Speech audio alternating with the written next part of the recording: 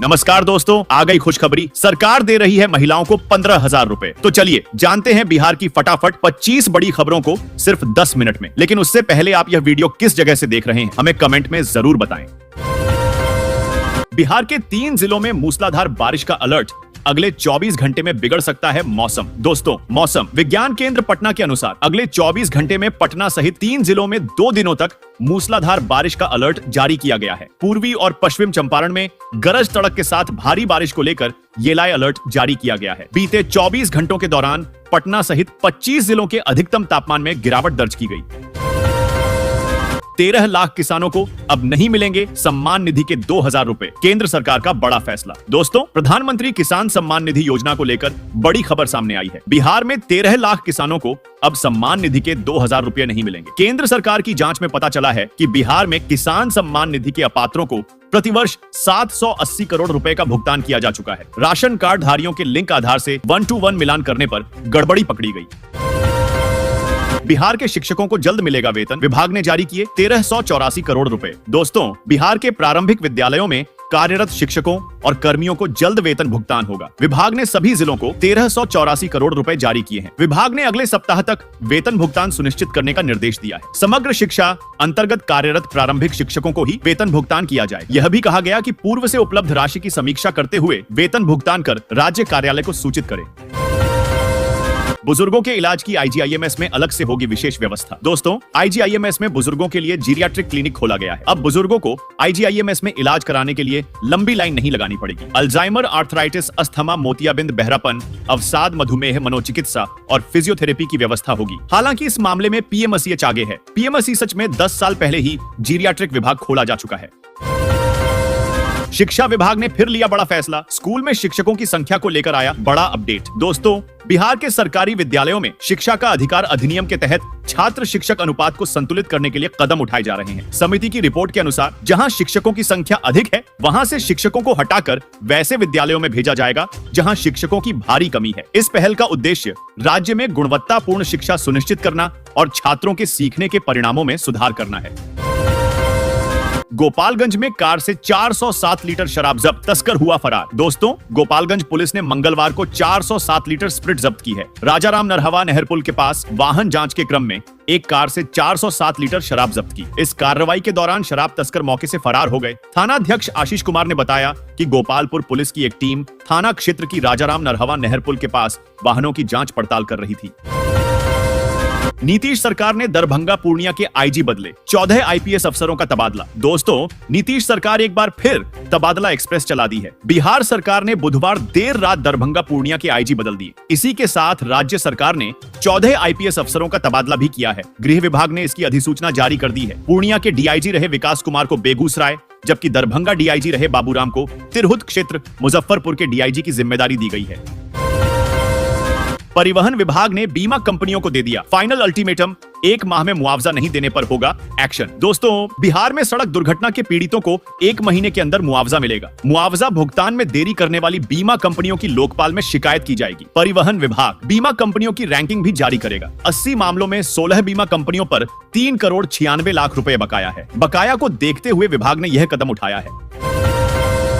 बिहार में खनन पदाधिकारियों को मिलेंगी मजिस्ट्रेट की शक्तियां, गृह विभाग को भेजा गया प्रस्ताव। दोस्तों, बिहार सरकार जल्द ही खनन पदाधिकारियों को मजिस्ट्रेट की शक्तियां दे देगी। खान एवं भूतत्व विभाग ने इस आशय का प्रस्ताव गृह विभाग को सौंप दिया है। अवैध बालू खनन पर रोक की कड़ी में यह नई पहल होगी। खनन पदाधिकारियों को मजिस्ट्रेट की शक्तियां इसलिए दी जाएंगी ताकि वे अवैध खनन के मामले में त्वरित कार्रवाई कर सकें। हालांकि गोली चलाने का अधिकार पुलिस के पास ही रहेगा। अब डिग्री में नहीं कर पाएंगे फर्जीवाड़ा। बिहार में शुरू होने जा रही नई व्यवस्था। दोस्तों, बिहार के विश्वविद्यालयों में शिक्षा में क्रांति लाने वाला कदम उठाया गया है। अब मार्कशीट और डिग्रियों में आधार कार्ड का QR कोड और यूनिक नंबर होगा। इससे फर्जीवाड़े पर लगाम लगेगी। सभी विश्वविद्यालयों को एक पोर्टल से जोड़ा जाएगा, जिससे छात्रों को नामांकन परीक्षा परिणाम, अंक पत्र और डिग्री जैसी सुविधाएं एक ही जगह मिलेंगी।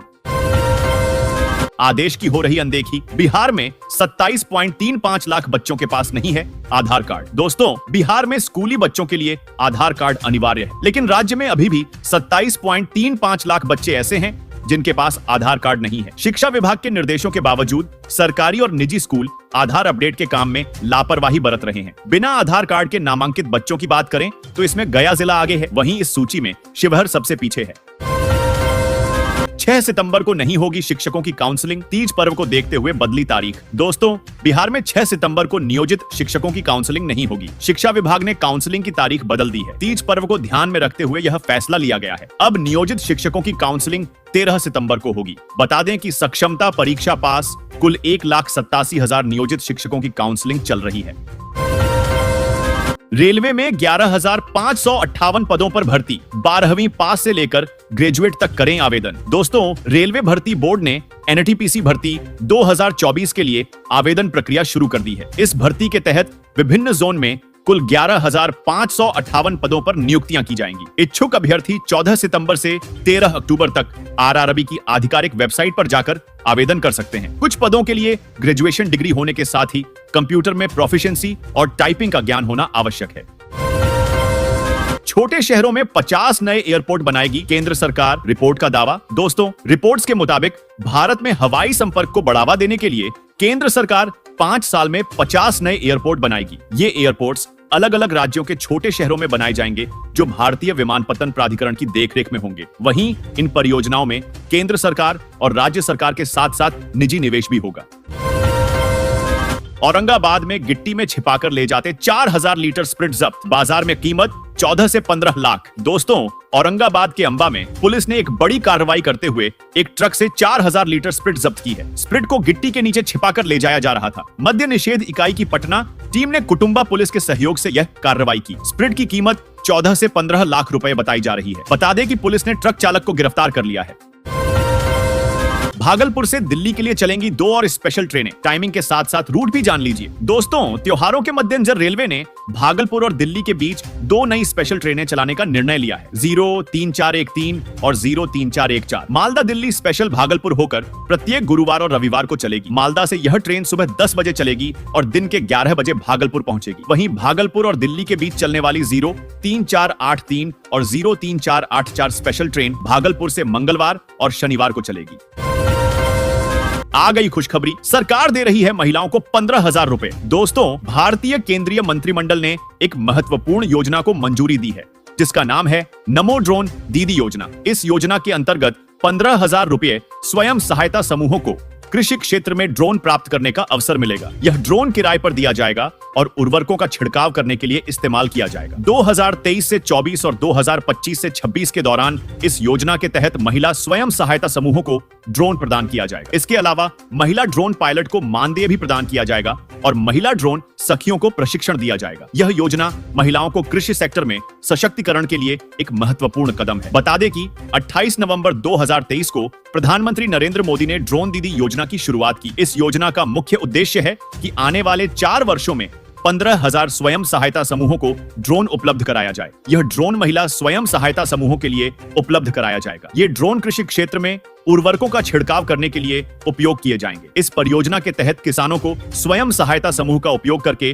ड्रोन किराए पर दिए जाएंगे। केंद्र सरकार इस परियोजना पर आगामी 4 वर्षों में लगभग 1261 करोड़ रुपए खर्च करेगी। ड्रोन दीदी योजना के तहत देश के किसानों को कृषि में प्रौद्योगिकी का उपयोग करते हुए ड्रोन उर्वरकों और कीटनाशकों के छिड़काव की दक्षता में सुधार हो सकेगा, जिससे न केवल सहायता समूह को लाभ मिलेगा बल्कि कृषि कार्य उर्वरकों के छिड़काव में किसानों को भी लाभ मिलेगा। इससे कृषि उत्पादन में वृद्धि होगी और किसानों की आर्थिक स्थिति में सुधार होगा। प्रधानमंत्री नरेंद्र मोदी ने अभी तक इस योजना को शुरू करने की अनुमति नहीं दी है, इसीलिए जो भी महिलाएं स्वयं सहायता समूह ड्रोन योजना के लिए आवेदन करना चाहती हैं, उन्हें कुछ समय इंतजार करना होगा। केंद्र सरकार की ड्रोन दीदी योजना अभी तक लागू नहीं हो सकी है, इसीलिए इस योजना के तहत आवेदन करने से जुड़ी जानकारी भी सार्वजनिक होगी। इसके बाद हम आपको इस योजना का लाभ उठाने के लिए आवश्यक जानकारी दे सकेंगे।